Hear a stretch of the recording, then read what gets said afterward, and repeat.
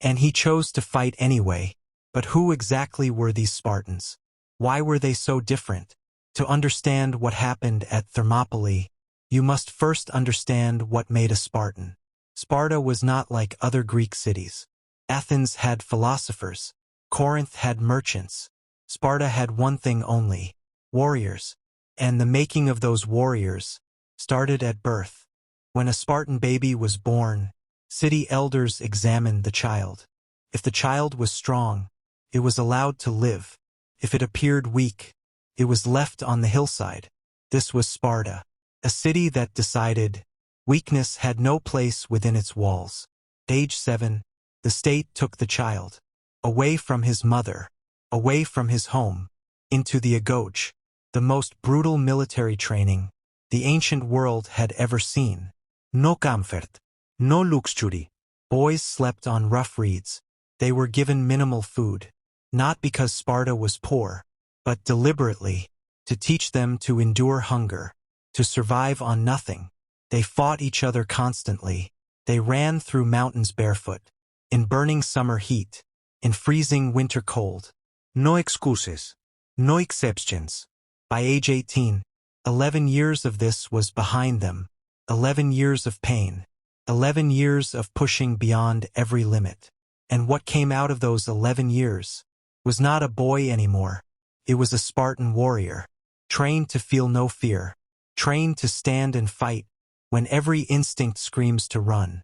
This was what Xerxes did not understand. He counted soldiers in hundreds of thousands, but he did not count for men who genuinely did not fear dying.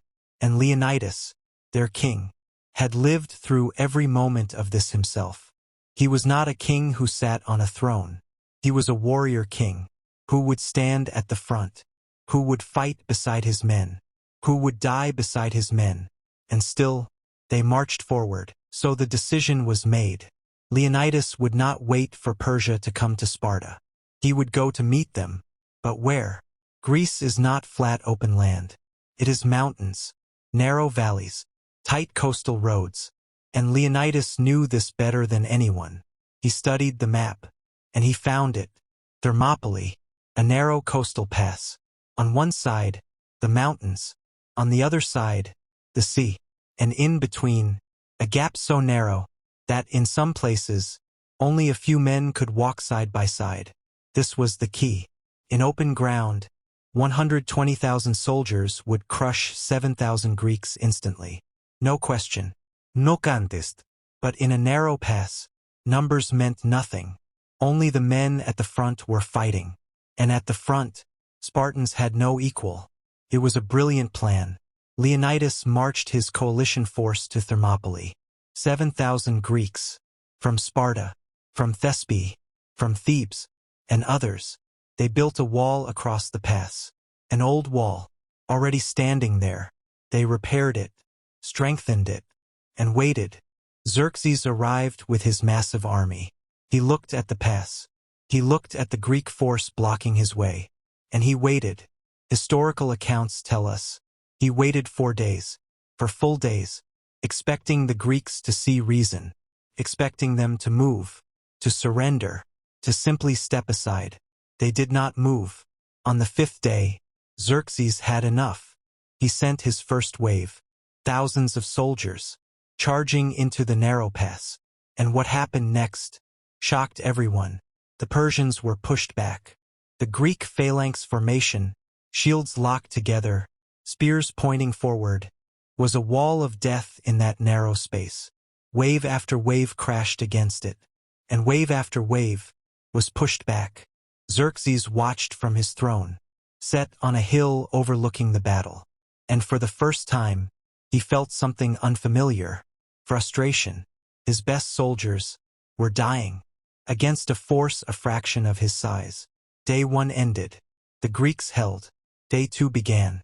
Xerxes sent his elite troops, the Immortals, 10,000 of his finest warriors, hand-picked, feared across the empire. They entered the pass. The Spartans waited, and the Immortals were stopped, just like the rest. Day 2 ended. The Greeks still held. Xerxes sat in silence. Something was wrong. something he had not planned for. These men were not fighting like soldiers. They were fighting like men who had already accepted death. And that made them impossible to break. 2 days had passed. 2 days of relentless fighting. 2 days of Persian soldiers crashing against the Greek wall and failing. Xerxes was running out of options.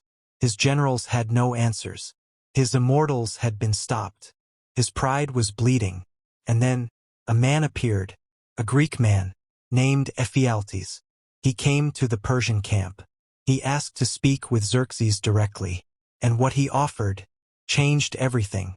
Ephialtes knew something critical, something dangerous. He knew about a secret mountain path, a trail that wound through the hills, around Thermopylae, around the Greek position, coming out behind them. For a price, he would show the Persians the way. Xerxes agreed immediately. That night, under cover of darkness, Persian force moved silently through the mountains, following Ephialtes, step by step, through the narrow trail, around the pass. There were Greeks guarding this path, a force of Phocians, positioned there by Leonidas, because Leonidas was not careless. He knew such paths existed. He had stationed men there. But when the Phocians heard the Persians coming, they retreated to higher ground, to protect themselves, and the path was left open. By morning, word reached Leonidas. The Persians were behind them. The trap was closing. He called his allies together, and he made a decision. He told most of the Greek forces to leave, to retreat, to go home, save themselves. There was no shame in it. The mission had been to hold the pass. They had held it for 2 days. They had bought Greece precious. Most of the allies left, but the 300 Spartans stayed, along with around 700 Thespians, who refused to leave, and 400 Thebans.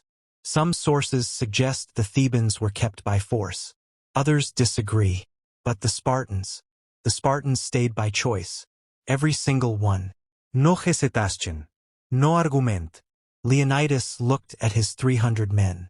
These were his brothers, his warriors, men he had known his entire life. And he told them the truth. Today we fight. Today we hold this pass one final time. Not because we can win, but because Sparta does not retreat. And because every hour we hold is another hour Greece has to prepare. The men said nothing. They picked up their shields. They sharpened their spears, and they turned to face the enemy. One final time. The final day had come. Persians were now approaching from both sides, from the front, and from behind. The trap was complete. Leonidas looked at his men. 300 Spartans, 700 Thespians, surrounded, outnumbered beyond imagination, and he made one final decision. They would not wait behind the wall. They would march forward, into the open ground, beyond the narrow pass, to take as many Persians with them as humanly possible. The Spartans advanced, shields locked, spears forward, moving as one, like a single breathing machine. The Persians hesitated. Even now, even knowing they had them surrounded, something about the way these men moved made them hesitate, and then the fighting began. It was unlike anything before it. The Spartans fought with a fury that ancient accounts struggle to describe. Spears broke. They drew swords. Swords broke. They fought with their hands, with their shields, with whatever they had. Persian commanders tried to drive their soldiers forward. Some accounts say Persian officers